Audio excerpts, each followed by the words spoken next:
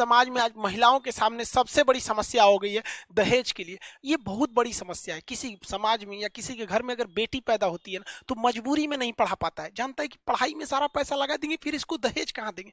अरे उन मर्दों को कहते हैं यार, दहेज लेने से बेहतर है जिम्मेदारी लो, वरना मोछ रखना मर्द थोड़ी होता है, मोछ तो कुत्ते और जानवरों को भी होते हैं यहाँ पे। और आप सारे गार्जियन से हम हाथ जोड़कर विनती करते हैं, जिनकी भी बेटियां हैं, अगर आपसे कोई दहेज मांगता है ना, तो उसको भीख दीजिए, भीख। अपनी बेटी मत दीजिए उसको, क्योंकि पैसे से आप अपनी बेटी ने, देखिए पैसे से कोई किसी की खुशियां नहीं खरीद सकता है। आप वैसे लड़के को दीजिए जिसके अंदर इंसानियत हो, जो आपकी बेटी को अपना जीवन साथी की तरह स्वीकार करे, ना कि उसे पैसे की तरह तौल सके उसे। ऐसी समस्या आप देखते हैं हमारे समाज में आए दिन। बच्चे किसी की हंसती खेलती जिंदगी बर्बाद हो जाती है दहेज वगैरह की वजह से। ये सारी चीजें हमारे समाज में अभी हालिया घटना जो हुई है, जो साबरमती नदी में जो आयशा ने सुसाइड कर लिया। हालांकि सुसाइड सारे लोगों को कहते हैं, कोई सोल्यूशन नहीं है सुसाइड। ऐसा नहीं है कि बहुत सारी तकलीफें होती, तकलीफ जिंदगी में सबको आती है। ऐसा नहीं है कि तकलीफ किसी को नहीं होती। तकलीफ क्या होती है, तकलीफ किसे कहते हैं, ये उस बच्चे से पूछिए जो काम करता है रोटियों के लिए खिलौनों के दुकान में।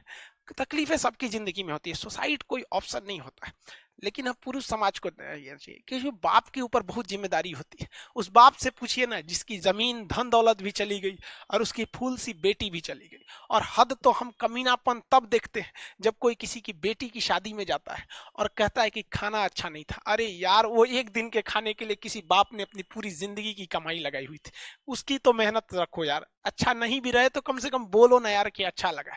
ये तुम्हारी जिंदगी का ऐसा थोड़ी है कि आखिरी खाना है। आए दिन हमारे समाज में महिलाओं के साथ जो अत्याचार बढ़ते जा रहा है, ये एकदम असहनीय है। आप देखिए ऐसे कितने एग्जाम्पल दिखेगा।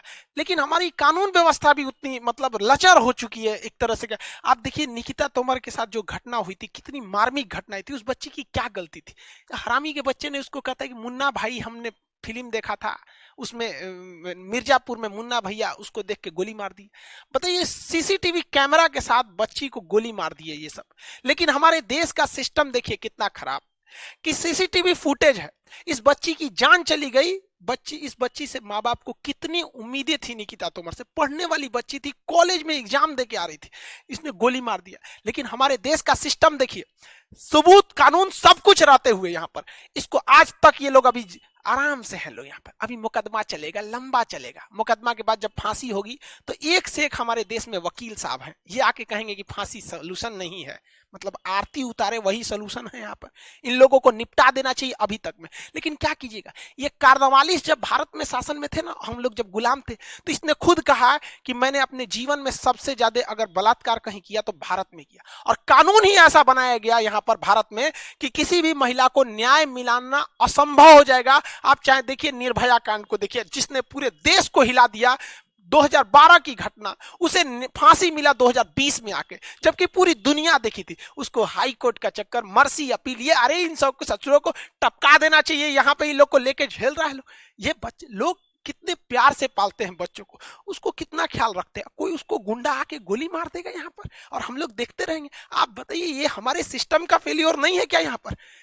यहाँ पर ऐसे लोगों को फास्ट ट्रैक कोर्ट होना चाहिए कि इस तरह से रेप, मर्डर, खुलेआम ऐसे कुछ एसिड अटैक जैसी घटना होती है, 6 महीने के अंदर डेली सुनवाई किया जाए, तुरंत न्याय मिलेगा। यहाँ पर डेली सुनवाई की जाए। ऐसा नहीं कि अगली तारीख 1 महीना बाद आइएगा, आज आए कल आए, तब तक कंटिन्यू आते रहिए जब तक न्याय नहीं मिल जाता है। तभी हमारी बहनों को, हमारी माओ को सुरक्षित रह सकती है। क्योंकि अगर हमारी देश की देवियां सुरक्षित नहीं रहेंगी तो हमारा देश कहां से सुरक्षित